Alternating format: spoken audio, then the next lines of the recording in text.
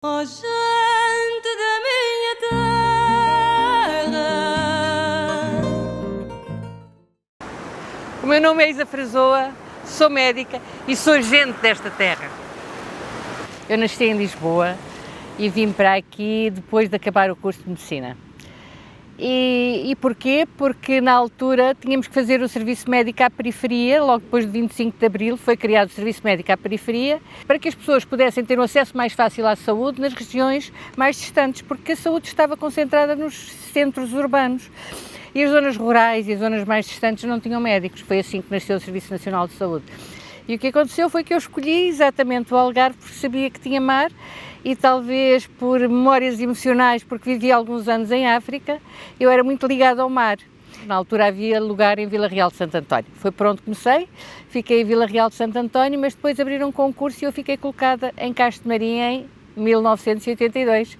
E fui ficando e gostei muito daquilo que encontrei, das pessoas, das relações que comecei a fazer, daquilo que conheci, dos costumes, da forma como as pessoas se comportam em determinada situação, ou melhor, as pessoas da Serra que acediam ali ao Centro de Saúde de Castro de Marim. Eram pessoas muito humildes, muito sãs, muito reconhecidas, porque no início eram pessoas isoladas, nós acabávamos por não perceber o contexto daquela família. Como é que viviam, quais eram as suas condições, como é que era a família, se era uma família disfuncional ou não, que problemas tinham, que desejos tinham. Nós não sabíamos porque víamos as pessoas isoladamente. Quando se criou essa ideia de formar os processos familiares, nós então começámos a perceber o contexto em que as pessoas vivem, tá? Porque muitas vezes não é só o sintoma que atrasa a consulta, temos que perceber o que é que está por trás daquilo de que as pessoas se queixam. Lembro-me que uma vez uma senhora me levou um chouriço e eu não quis aceitar, porque a minha mãe sempre me tinha dito, não se aceita nada, agradece, mas não se aceita, porque é má educação aceitar.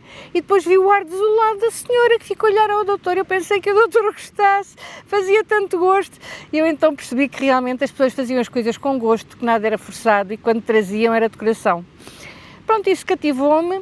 Depois conheci cá o meu marido, acabei por ficar cá. Tudo isto se conjugou para que ambos quiséssemos fugir do caos do trânsito de Lisboa, porque quando lá voltava já não sentia que era eu que existia naquela cidade, que pertencia ao outro lado. Porque aqui nós podemos ouvir os passarinhos, eu acordo, ouço os passarinhos cantar, ouço o som do mar e tenho o mar como fundo, que é realmente o sítio onde eu relaxo, onde gosto de estar, onde me sinto livre. Portanto, é um local para onde eu venho muitas vezes, porque faço a caminhada pelo passadiço, muitas vezes da Verde Lago até aqui, ou então ali da zona do hotel até aqui. Quando vier o inverno venho sempre pelo mar, mesmo que a água esteja gelada, arregaço as calças e tenho aquele contacto com a areia, com as conchas, que para mim é fundamental o contacto com a natureza. Um dia eu estava na urgência em Vila Real de Santo António e apareceu um casal de Castro de Marim, os senhores já idosos.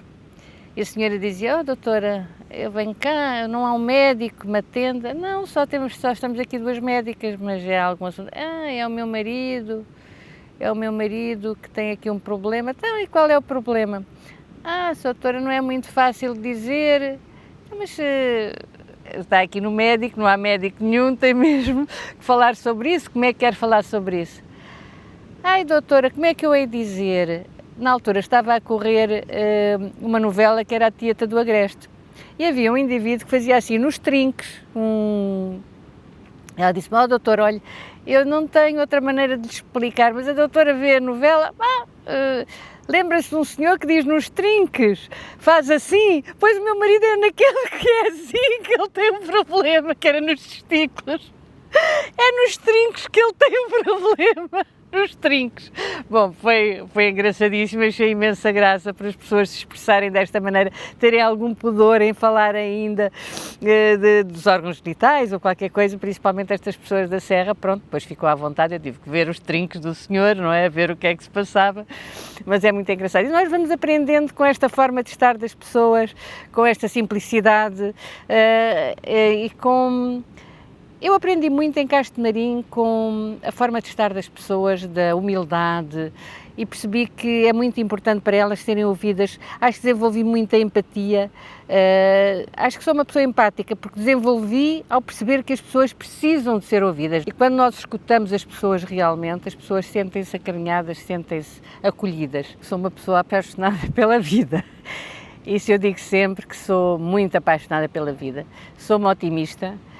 Estar ao pé do mar, eu lembro-me que talvez, como lhe disse antes, as memórias emocionais quando estava em África, porque o mar era um momento também de partilha, nós juntávamos à noite para tocar viola, eu não, que não sei tocar, mas os colegas, e cantávamos à volta da fogueira, mas o mar era muito importante, o passeio na praia, o estarmos em contacto com a natureza, sempre foi muito importante para mim, e talvez pela liberdade que eu sinto ao estar no mar, por esta imensidão, por esta abundância, por este infinito não palpável, mas que todos nós temos dentro de nós.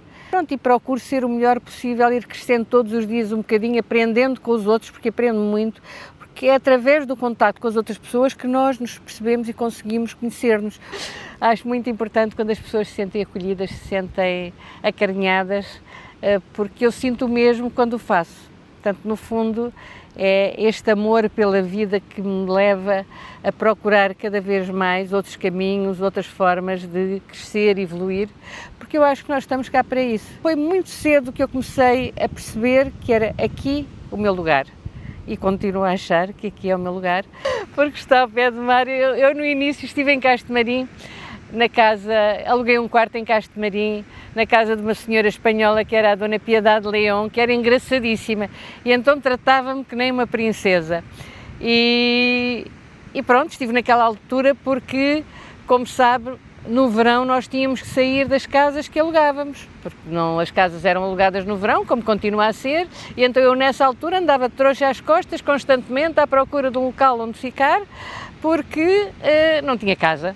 E tinha que trabalhar, não tinha férias nessa altura, o verão era mais complicado, porque havia as urgências, porque além das consultas em Castemarim, nós tínhamos que fazer urgência em Vila Real, e isso foi durante vários anos, isso aconteceu durante vários anos. Humildade perante as coisas, aceitar as opiniões alheias, e isso vejo muito nestas pessoas que eu comecei a consultar, que vieram ter comigo, e percebi que elas aceitavam as opiniões alheias, que mesmo que não concordassem com elas, e isso é muito importante para mim, porque isso identifica-me com as pessoas e com o local.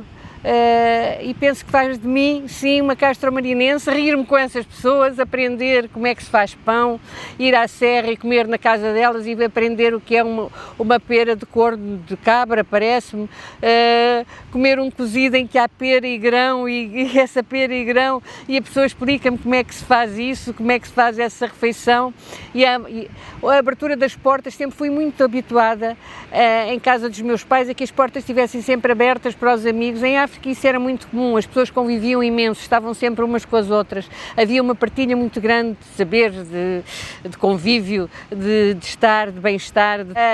Aprendi que o toucinho se fazia no cozido e punha-se no pão como se fosse manteiga e até gostava imenso. Se calhar até ponho de vez em quando um bocado de toucinho no pão, mas evito fazê-lo quando faço um cozido à portuguesa.